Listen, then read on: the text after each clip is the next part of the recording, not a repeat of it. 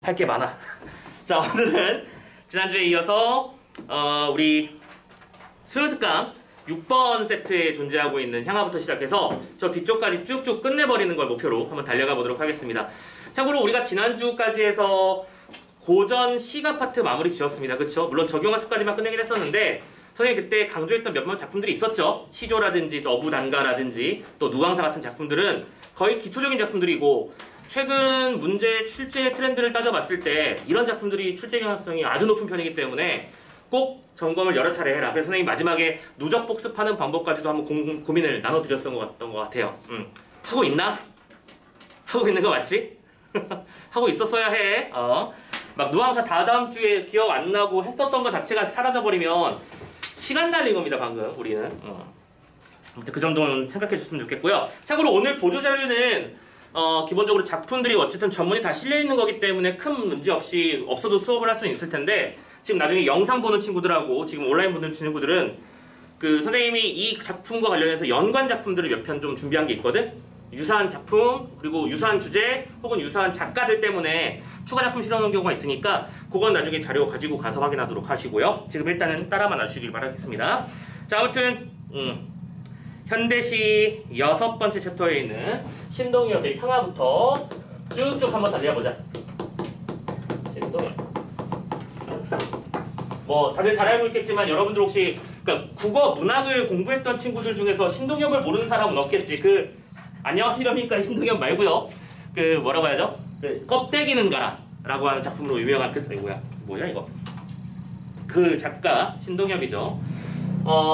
기본적으로 우리가 작품을 읽기에 어려움이 없는 내용들로 구성되어 있을 거라고 선생님 개인적으로 생각을 하고요. 이유는 뭐냐면 신동엽 시인이 일단은 활동했던 시기라든가 시의 경향성을 가만히 살펴보면 그러니까 우리 민족 자체의 어떤 미래에 대한 그리움, 그러니까 미래에 대한 어떤 희망, 그리고 우리가 잃어버린 과거에 대한 그리움들이 되게 명확하게 나와 있는 편이라서 상대적으로 좀 할만하다라는 차원으로 좀 말씀을 드리고 싶은데, 자, 어쨌든 작품들 오늘 다뤄야 될 작품들이 숫자가 생각보다 꽤 많아. 한 몇 개 정도 되지? 6, 22, 한 15개 정도. 그리고 선생님이 쭉 플러스 알파를 몇 개 더 본다고 했었으니까. 그래서 작품을 좀 부지런히 나가더라도 잘 따라와 주시고 집중력 잃지 마세요. 힘들면 중간중간 씌워드리겠습니다. 자, 아무튼 첫 번째 작품부터 가보도록 하자. 자, 제목이 향아래요. 향아 중에서 이 향이라고 하는 게 사람 이름이겠죠? 오케이? 형준아라고 부를 때 뒤쪽에 있는 아는 혹격부사입니다. 향이를 부르는 얘긴데, 그럼 일단 작품 자체에 일단 뭐가 설정됐어? 청자가 설정되어 있죠. 그 청자인 향이를 향해서 화자가 뭔가 얘기를 하고 제안을 하는 형태로 작품이 이루어져 있을 텐데, 어떤 내용인지 한번 읽어봅시다. 그리고 나서 세부적인 얘기를 한번 해보자고요. 향아, 너의 고운 얼굴, 예쁜 존재래요. 조석이라고 하는 건 아침 저녁이라는 뜻이죠. 아침 저녁으로 우물가에 비춰있던 오래지 않은 옛날로 가자라고 돼 있어요. 자, 키워드는 여기 있어. 지금 얘한테 하자고 하는 얘기가 뭐냐면 오래지 않은 옛날로 가자라고 말했어요. 그럼 옛날이라고 하는 건 말 그대로 과거로 어떻게 하자? 회귀하자라는 얘기일 텐데, 그럼 과거의 회귀는 우리가 힘들고 괴로웠던 과거로 가자는 얘기는 절대 아닐 거 아니야, 그지? 뭔가 우리가 긍정적으로 살았던 어떤 순수한 세계에서 살았던 그런 존재를 말할 텐데, 그럼 이때 우리가 찾아야 될 일은 이 옛날로 표현된 과거라는 녀석의 정체를 정확하게 파악하는 게 중요하겠지. 그 과거가 뭐길래 가고 싶어 하는 건지. 따라가 봅시다. 수수럭거리는 수수밭 사이 걸쭉스런 웃음들 돌려나오며 호미와 바구니를 든 환한 얼굴 그림처럼 나타나던 석양까지. 지금 이 옛날의 한 폭의 어떤 장면을 보여주고 있는데, 그때 나타나는 모습들이 뭐냐면 수수럭거리는 수수밭 사이에 걸쭉스러운 웃음이 들려나온대요. 일단 무슨 심상이야? 청락적 심상. 그치? 뭔가 들려온대요. 그리고 호미와 바구니를 든 환한 얼굴 그림처럼 나타나는 석양. 환한 얼굴과 석양은 뭘로 할 수 있는 거야? 당연히 시각으로 할 수 있지. 즉 청각과 시각을 우리가 묶으면 그냥 다양한 감각이라고 섞으면 되죠. 다양한 감각으로 그 과거의 전경을 회상하고 있는 중이고, 이때 지금 우리가 보고 있는 내용이 뭐였냐면 뭔가 네온 사인이 반짝이고 화려한 그런 쪽은 아니야, 그지? 뭔가 두런두런하는 이야기 소리, 그리고 홈이나 수수 이런 것들이 등장하는 걸 봐서는 약간 소박하고 정겨움이 살아있는 공간 정도로 우리가 파악할 수 있을 것 같아. 그치? 그럼 화자가 지금 추구하는 과거라고 하는 건 소박하고 정겨웠던 우리의 옛날로 돌아갔으면 좋겠다라고 그 희망을 얘기하는 거다라고 생각할 수 있겠죠. 계속 구슬처럼 흘러가는 냇물가 맨발을 담그고 늘어앉아 빨래들을 두드리던 전설 같은 풍속으로 돌아가자. 자, 오래지 않은 옛날이라는 단어가 중요했었죠. 그리고 지금 방금 하나 더. 전설 같은 풍속으로 돌아가자라고 했어요. 아낙네들이 맨발을 물에 담그고 있는 모습. 천진난만한 모습이죠. 그죠? 일부러 뭔가를 꾸미고 있지 않은 그냥 자연스러운 그들의 모습. 그리고 그들이 하는 일이 무슨 인위적이고 뭐 화려하게 꾸미는 일이 아니라 그냥 빨래하는 일이잖아. 그렇죠? 자연스러운 일이라는 거야. 그러니까 소박하고 정겨우며 자연스러웠던 그렇지 그 전거를 전으로 돌아가자고 말하면서 여기서는 전설 같은 풍속이라고 말을 했어. 그럼 이 두 개는 뭐 한 거야? 같은 거잖아. 그치? 화자가 추구하는 아름다운 과거를 오래지 않은 옛날과 전설 같은 풍속이라는 단어로 얘기하고 있는 중이에요. 됐죠? 그럼 이 작품의 의도는 어쨌든 아름다웠던 과거로 회귀를 희망하는 화자의 모습을 표현한 시라고 정리할 수 있을 거야. 계속합니다. 눈동자를 보아라. 향아. 해올리는 무지갯빛 허울의 눈부심에 너 뺏기지 말고. 신동엽 씨가 쉬운 지점이 바로 이런 지점이에요. 이거는 가자라고 얘기를 했단 말이야. 그치? 그러니까 우리가 긍정해야 되는 대상들이고요. 그런데 여기서는 뭐뭐 하지 말고라고 말을 했죠? 자, 끊어가 보자. 지금 여기도 파란펜을 써볼게요. 지금 회올리는 무지갯빛 허울의 눈부심이라고 했었지? 회올리는 무지갯빛 허울의 눈부심에 눈을 빼앗기지 말래요. 그럼 이 눈부심이라고 하는 건 우리가 현혹되지 말아야 될 대상인 거지. 그럼 당연히 마이너스 시어고 뚜렷하게 긍정적 시어와 부정적 시어가 대립구조를 이루고 있는 것도 확인할 수 있을 것 같아. 그죠? 그래서 부정적 시어 확인해 주시고요. 이때 회올리는 무지갯빛. 회올린다는 얘기는 뭐냐면 이게 빙글빙글 돌리면서 올라가는 거야. 정신없다는 뜻이겠지? 그러면 생각해보자. 이 두 개의 반대 관계를 따져보았을 때 이쪽 라인은 순수했던 과거를 얘기하는 거라면 오케이? 그럼 이건 뭘 말하는 거겠어? 이건 이거다라고 말한 적은 없지만 화려함에 그렇지? 솟구쳐 있는 허울 같은 시절을 말하는 거겠죠. 진실된 모습은 없고 화려함으로 치장된. 왜냐면 회올려가는 무지개라고 표현했으니까. 근데 무지개라는 시어에서 선생님 무지개는 부드럽고 예쁜 거니까 긍정적인 거겠죠? 아니에요. 그걸 허울이라고 말했습니다. 분명히. 그죠? 허울은 빈 껍데기라는 뜻이니까요. 거기에 눈 뺏기지 말라라고 했었습니다. 부정적 시어 맞고. 철 따라 푸짐히 두레를 먹던 정자나무 마을로 돌아가자.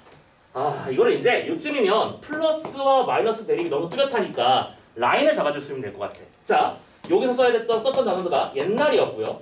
풍속이었습니다. 그리고 방금 우리가 허울의 눈부심이라고 썼죠. 지금 방금 읽었던 정자나무 마을은 우리가 돌아가야 되는 대상이야. 그치? 그럼 이거는 여기다 쓸까? 정자나무 정자자가 아니고 정자나무 마을로 돌아가자고 했으니까 화자가 긍정하는 대상. 또 미끄덩한 기생충의 생리와 허식에 인이 베끼기 전으로. 그러면 미끄덩한 생리와 허식이라고 하는 건 부정적인 거네. 인이 박힌다는 얘기는 몸에 배어버렸다는 뜻이니까. 그래서 여기서 생리와 허식 아니야 그냥 기생충이라는 단어를 쓰면 되겠다. 그지? 기생충의 생리와 허식 이거는 우리가 극복해야 될 대상 부정적인 대상이겠죠? 그것으로 인이 박히기 전 눈빛 아침처럼 빛나던 우리들의 고향 병들지 않은 젊음으로 찾아가자. 우리들의 고향 병들지 않은 젊음으로 찾아가자. 쉽죠? 그지? 플러스와 마이너스의 대립구조만 잘 챙겨주시면 작품이 쉽게 대립구조가 나타난다는 거. 그리고 참고로 이 작품에서는 계속해서 반복적으로 뭐뭐 하자라고 하는 어조를 반복하고 있습니다. 그쵸? 이거는 반복은 뭐거든? 강조잖아. 그치? 반복을 통해서 화자의 강렬한 의지를 표현하고 있는 중이다라는 얘기도 할 수 있었으면 좋겠고. 그렇게 해서 이제 마지막 영 가봅시다. 향아 허물어질까봐 두렵노라. 뭐뭐 하노라라고 하는 건 우리가 영탄형이라고 표현을 하죠. 뭔가 그 자신의 감정을 좀 폭발시킨 거야. 얼굴 생김새 맞지 않는 발도둠의 흉내랑 그만 내자. 자, 우리가 그만해야 되는 거니까 흉내지? 그럼 이 흉내라고 하는 건 이 눈부심 같은 것들을 따라하는 행위들을 말하는 걸 거고 허울에 현혹되는 현상들을 말하는 걸 거야. 그거 하지 말자고. 들국화처럼 소박한 목숨을 가꾸기 위하여. 아예 대놓고 긍정시어 썼네요. 그렇죠? 소박이란 단어. 소박한 목숨을 가꾸기 위해서 맨발을 벗고 콩밭임하던 콩을 수확하던 차라리 그 미개지에 가자. 그럼 생각해보자. 우리가 보통 일반적으로 미계지라고 하는 단어는 아직 개척되지 않은 공간이라는 뜻이니까 부정적으로 생각하기 쉽지, 그지? 근데 여기는 우리가 가재매, 가자고 한 장소잖아, 그치? 그럼 이건 뭐야? 왼쪽 라인이지, 미계지. 자, 시어가 주는 느낌만으로 오해하시면 안 되는 것들이 이렇게 여기 중간중간 박혀있다는 거 조심해 주십시다. 그리고 찾는 게 어려운 게 아닌 게 가자고 하거나 하지 말자고 하는 것들만 라인만 잡아주시면 그렇지 쉽게 판단할 수 있을 거라고 생각하네. 그래서 가자고 말하고 달이 뜨는 명절밤 비단치마를 나부끼며 떼지어 춤추던. 자, 비단치마를 나부끼며 떼지어 춤추던이라고 해서 춤을 춘다라는 얘기는 여기는 상대적으로 뭔가 동적 이미지가 강하죠. 떼지어 춤을 춘다고 했으니까. 그리고 이 동적 이미지는 뭘까? 어떤 느낌이냐면 지금 이 작품에서 화자가 가고 싶어하는 건 전설 같은 풍속이고 고향의 모습이고 미개지였잖아요. 그치? 우리 마을이었고요. 즉 과거의 우리 공동체 생활이야. 공동체의 축제나 혹은 공동체가 지니고 있는 활력 이런 것들을 표현한 것이 아닐까 우리 충분히 예측할 수 있을 것 같고요. 아무튼 그러한 전설 같은 풍속으로 돌아가자. 자, 전설 같은 풍속을 무려 2번이나 반복했습니다. 그죠? 감정한 거 맞지? 그리고 냇물 굽이치는 싱싱한 마음밭으로 돌아가자. 마음밭으로 돌아가자. 전부 다 긍정적 시어들. 어렵지 않아? 조심하실 거 있다면 선생님이 요 정도만 말씀을 드리고 싶고요. 요거는 현혹되지 않겠지. 여기서 무지개 있었어. 이 무지개라는 단어 그리고 여기서 미개지라는 단어는 너희들이 얼핏 보고 착각이 유발되기 쉬우니까 조심하라고 특별히 말씀을 드리고요. 알겠죠? 그래서 작품 자체를 부정적 시호와 긍정적 시호의 대립관계로만 파악하면 역시 쉽게 파악할 수 있는 게 이 신동엽 씨의 특징입니다. 선생님이 앞에 시작할 때 껍데기는 가라라는 작품을 먼저 말씀을 드렸었잖아. 그리고 그 작품을 기출이나 모의고사 문제 분석하면서 느껴본 사람들은 알 거야. 거기서도 껍데기와 알맹이의 대립이 나오죠. 부정적인 것들은 멀리 가고 우리 고유의 것만 남아라고 하면서 강조를 했던 그런 시였습니다. 자, 어쨌든 시어의 상징적 의미 정도만 잘 정리해 주시면 되고 대립관계만 잘 파악해 주시면 되는 거니까 잘 따져 주시고 그래서 궁극적으로 최종적으로 한마디만 더 정리하고 마무리 짓자. 이 왼쪽 라인, 즉 시의 화자가 긍정하고 있는 대상들의 공통점을 한번 뽑아보자면 이걸 뭐라고 하면 좋을까? 과거에 순수를 지향했던 공동체적 삶, 공동체적 삶을 말하는 것이다 라고 정리할 수 있을 것이고 반대로 오른쪽에 있는 화자가 부정하는 대상이라고 하는 건 뭐 화려함에 현혹되기 쉬운 물질의 문명 정도라고 정리를 해두면 화자는 이것을 긍정하고 이것을 부정하며 시를 이끌어나가고 있다 라고 정리하시는 거. 큰 문제 없을 것 같아. 됐죠? 간단한 작품 같습니다. 자, 포라락 끝내버리도록 하지요. 자, 이렇게 해서 향하 첫 번째 작품 마무리 짓고요. 자, 두 번째 작품 폐가의 부처라고 하는 작품도 또 이어서 한번 가보도록 합시다. 오른쪽이 공간이 될라나? 그냥 다시 쓰자.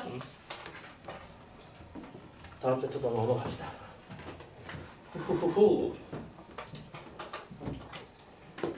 폐가의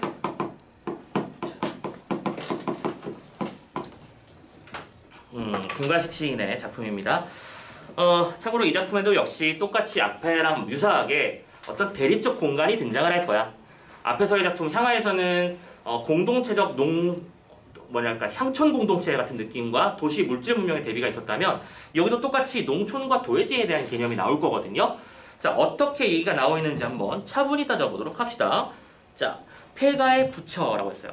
길을 가다 보니 외딴 집 한 채가 비어 있었다. 외딴 집 한 채. 그리고 비어 있는 집이에요. 외따로 있고 비어 있어. 참고로 이거는 그러니까 우리 이 작품의 시적 화자가 집중하고 있는 대상이라고 볼 수 있겠지. 시적 대상. 그리고 이때 중요한 거 외딴이라고 하는 단어라든가 비어 있음 같은 걸 통해서 우리는 쓸쓸함, 외로움 같은 분위기가 형성되고 있는 것도 딱히 어렵지 않게 따라올 수 있을 것 같습니다. 비어 있는데 무슨 이 집의 연척이라도 되는 양 앞뒤를 한 바퀴 둘러보다.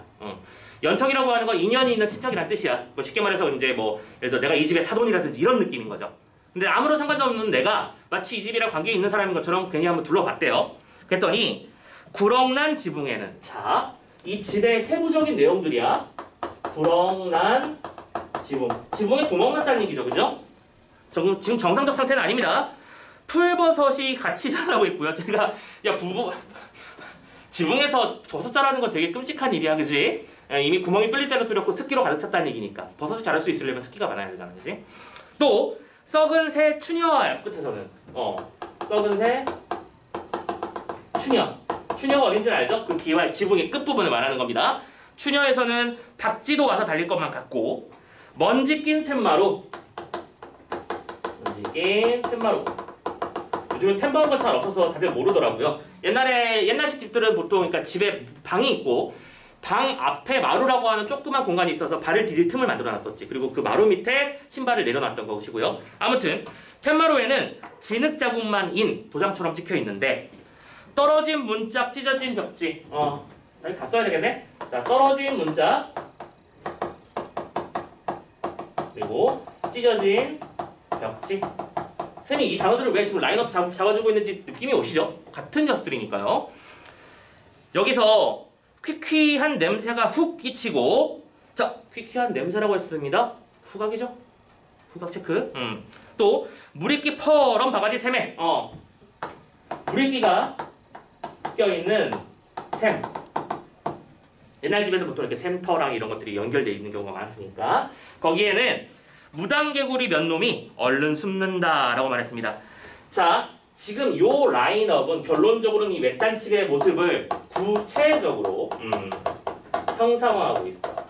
근데 그 구체적 형상화의 과정 속에서 다양한 심상을 또 사용했습니다. 그쵸? 선생님 아까 후각 잡아드리라고 말씀드렸습니다.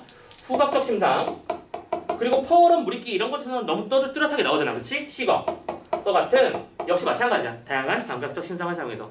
그리고 만약에 이 두 작품이 묶여있는 상태에서 공통점을 찾는 문제가 있었다면 아주 높은 확률로 다양한 감각적 심상을 통해 대상을 형상화한다 같은 선택지가 존재하고 있었겠죠. 라는 예상도 드셨으면 좋겠습니다. 뻔하죠? 자, 그래서 대상을 어떻게 말할까? 구체적으로 그려내고 있는 거 확인해 줬습니다. 어쨌든 부정적 이미지들입니다. 그죠? 네. 자, 그리고요. 이걸 가지고 자, 다음 장 가봅니다. 이걸 가지고는 마른 강변에 된 소 냅디듯 소가 불에 데이면 발딱발딱 날뛰겠죠. 그쵸? 된 소가 날뛰는 것처럼 앞만 바시대도 자, 어휘가 좀 어렵습니다. 바시된다는 얘기는 뭔가 좀 우리가 그 공부할 때 딱 그 느낌이잖아. 그 가만히 있을 수가 없어. 몸을 꿈틀꿈틀거리는 그 상태. 바시대도 필경 먹고 살 도리가 없어. 단어 나왔네. 이게 이렇게 된 원인은 뭐예요? 먹고 살 도리가 없답니다. 잠깐 도와드려야겠다. 뭐 많이 힘드냐? 기운 내세요. 네. 벌써부터 이러면 안 되지. 자, 먹고 살 도리가 없어서 별똥지기 천수답과 고라실 턴론이며 라고 되어 있는데 자, 여기서 별똥지기 천수답 그리고 고라실 턴론이라고 하는 단어들이 조금 여러분들 문제 푸는데 지장을 줄 수도 있을 것 같은데 일단 이 녀석의 뜻이 뭐냐면 천수답이라는 것 자체가 하늘이잖아. 그치? 하늘에서 떨어진 물로만 재배할 수 있는 곳. 그러니까 뭐야? 힘겨운 터전인 거야. 그죠? 보통 일반적으로 우리가 작물을 재배하려면 물 대는 게 중요한 일일 텐데 보통은 당연히 강물이나 저수지에 물기를 터가지고 재배를 할 거 아니야. 근데 그게 아니라는 겁니다. 이해됐죠? 자, 그래서 키워드 천수답. 뭐가 되게 있어 보이는 단어지만 실은 되게 경작하기 힘들다는 뜻입니다. 이런 거 우리가 공부해야 돼요. 천수답이 있고 고라실 턴론이라고 했어요. 골짜기에 있는 터논밭이라는 거야. 골짜기 속이니까 그늘일 거 아니야. 상식적으로. 그치? 많은 일조량을 받기도 어렵고 그치? 그래서 골짜기에 있는 턴론이라고 하는 것들은 전부 다 힘겨운 생활상을 상징하는 것이겠죠. 이런 사람들은 어쨌든 이런 상황 속에서도 경작을 해서 먹고 살려고 용을 썼을 거라고 생각해 보는 거야. 근데 그게 실패했던 거니까 이런 일이 벌어졌겠지. 아무튼 그런 턴론이며 논빼미와 밭다랑이 다 버려둔 채 지게품을 팔고 자, 요거는 이렇게 세트를 묶어줄게. 그리고 그거 대신에 뭘 했냐면 여기서 뭐라지? 지게품을 팔고 품을 판다는 게 무슨 뜻이죠? 노동력을 제공한다는 뜻이죠. 지게로 지려진다는 얘기는 요즘 말로 번역해볼까? 배달 알바 한다는 뜻일 겁니다. 그쵸? 지게로 뭔가를 지어서 옮겨주는 일. 또 맞벌이를 하더라도 도해지어야 된다고. 맞벌이. 자, 그러면서 이 파란 펜으로 써준 녀석은 중에서 파란 펜은 아닙니다. 대비잖아. 그치? 요게 전부 다 그 뒤에 나오는 시어를 보시면 아시겠지만 도회지라야 한다고 돼 있어. 도회지잖아. 여기는 어디였거든? 탑. 논밭을 말하는 거잖아. 그치? 이거는 향촌을 말하는 것이면 지금 이 장면에서 상징되는 결론은 뭐냐면 이 작품의 배경이 되는 상황은 여러분들 사자성어로는 이촌 향도라고 하지 촌을 떠나서 전부 다 도시로 가는 어떤 그런 상황에 대한 비판일 겁니다. 아무튼 선수답과 평론 같은 거 다 때려치고 도시에 가서 배달 알바를 하든 막노동을 하든지 해서 도시에서 자라는 것이 답이다라고 생각했던 사람들이 이렇게 흘러간 것이다라고 추측하고 있는 중인 거야. 됐죠? 한다고 오쟁이 톡 털어. 그치? 여기는 뭐라고 하냐면 그 조그만 그릇 같은 거라고 생각하면 돼. 만들어내는 그릇. 그걸 톡톡 털어서 이른 아침을 지었을 깨고 가다가 차 안에서 먹을 보리 개떡도 쪘을 테지만 한 번 떠난 뒤는 소식이 없고 라고 돼 있어. 그러니까 뭐예요? 이 집에 살던 사람들이 있었어. 그런데 이런 것들 다 버려두고 어쩔 수 없이 여기로 갔을 거란 말이야. 그리고 그 사람들이 떠날 때 뭐 먼 길 떠나는 채비니까 그치? 뭐 음식도 조금 준비하고 옷까지도 준비해가지고 떠났을 테지만 그 뒤에는 이 사람들이 이렇다 저렇다 소식을 알 수 없게 되었을 거라고 상상하고 예측하는 거야. 그죠? 지금 이 장면은 실제로 그랬다는 얘기가 아니라 시적 화자가 웬 외딴집 한 채를 가서 상상이라는 걸 해보는 겁니다. 됐죠? 조심해 주시고.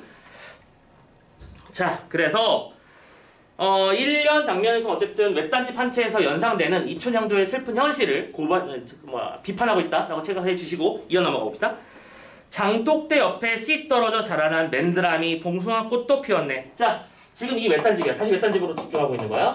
외딴집에는 여전히 또 꽃이 피었어. 여러분들 인간사와 자연사의 대비라는 말 많이 들어봤었죠, 그죠? 자연은 저토록 아름다우네, 나는 왜 이렇게 외로운가 이런 얘기를 할 때 쓰는 건데 이건 인간사와 자연사의 대비까지는 아니야, 그죠? 중요한 건 여기선 꽃이 피었다는 얘기는 여전히 봄은 돌아오고 있고 여전히 계절은 흐르고 있다는 거야. 하지만 중요한 건 얘들은 돌아오지 않고 있다는 사실을 이건 뭐야? 반대로 강조하기 위해서 대비 효과를 준 거지.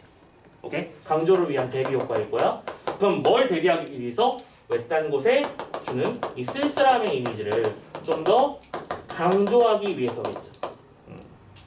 그래서 꽃이 피어났는데 돌각담 한 모퉁이 대추나무에 참새 한 마리 푸르르 날아들어 심심파적 심심풀이로 주인의 후일담을 말해주는 것처럼 양 저 혼자 제젤거리다 말고 간다. 참고로 이건 부수적인 얘기긴 하지만 푸르르 날아든다. 그리고 아까 뭐라고 얘기 제젤거리다라고 썼지. 자, 두 녀석의 공통점 뭐죠? 공통점.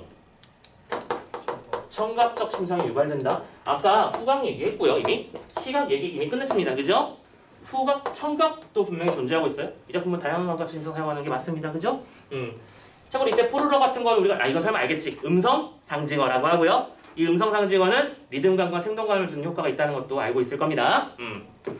그래서 날아들어 이 후일담을 말해주는 것처럼 얘기하고 가고요. 찌는 말복, 철, 저녁 새때. 이거는 그러니까 시간적 배경일 거야, 그렇지? 말복이라고 하는 건 한참 더울 때 아마 8월 이때쯤인 것 같아요.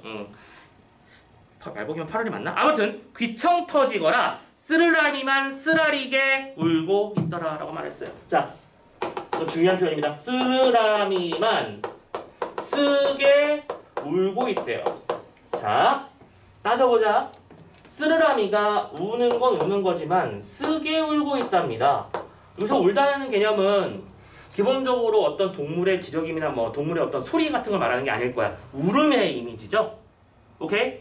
그리고 이 쓰르라미라는 자연물을 통해서 화자가 느낀 정서를 대체해 표현한 거 맞지 이거? 그럼 우리는 이걸 뭐라고 한다? 파란펜으로 써야지.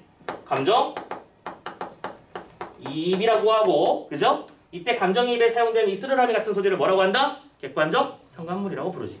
이 정도면 뭐 당연히 나오는 걸 거라고 생각해요. 그래서 뭐랄까 여기서 연결되는 이 쓰라린 마음이라고 하는 건 아마 두 가지 정도로 볼 수 있을 것 같아. 어느 쪽이 맞다고 선생님이 생각하는 않고요. 둘 다 맞다고 생각합니다.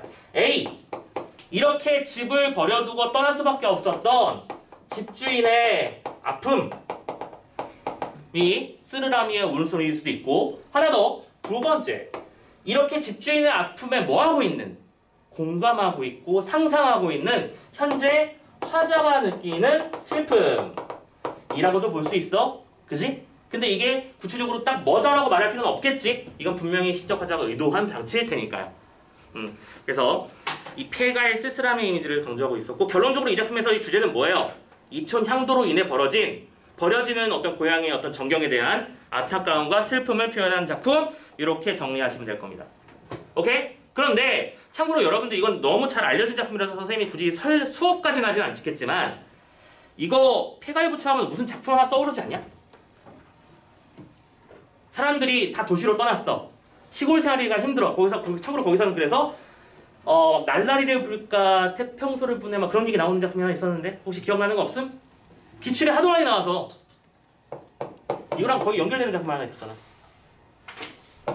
너무 처음 들어?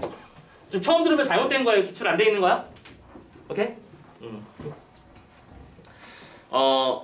작품 속에서 그 맨 처음에 징이 울린다, 막이 내린다 하면서 시작했던 그 작품일 겁니다. 아무튼 그 작품에서도 똑같이 2000년도의 어떤 슬픈 상황에 대해서 말하고 있고 고발하고 있는 작품이었다라는 거 생각해 주시면 좋겠고요. 됐죠? 자, 여기까지 해서 첫 번째 6번 세트 빠르게 한번 마무리를 해봤어요. 어쨌든 두 작품의 공통점, 차이점 생각해 놓는 것도 중요하지만, 실제로 우리가 수능 시험에서 만나게 될 이 작품들은 단독으로 나오고 다른 작품이랑 연결될 가능성이 높지. 우리 패턴 알잖아. 두 작품 중에 하나는 연기 작품이고 나머지 하나는 비연기일 거야, 그지? 그래서 이 두 작품의 공통점보다는 각각의 특징들을 정확하게 좀 잘 잡아놓으셨으면 좋겠다 라고 말씀드리면서 하나의 챕터 마무리하도록 하겠습니다. 오케이? 자, 좀 쉬었다 할까요? 잠깐 두 작품 단위로 그냥 한 챕터씩 좀 조금씩 쉬었다 할게요. 자, 좀 쉬었다가 뒤에 성북동 비둘기하고 길까지 한번 가보도록 합시다. 너무 유명한 작품들이라서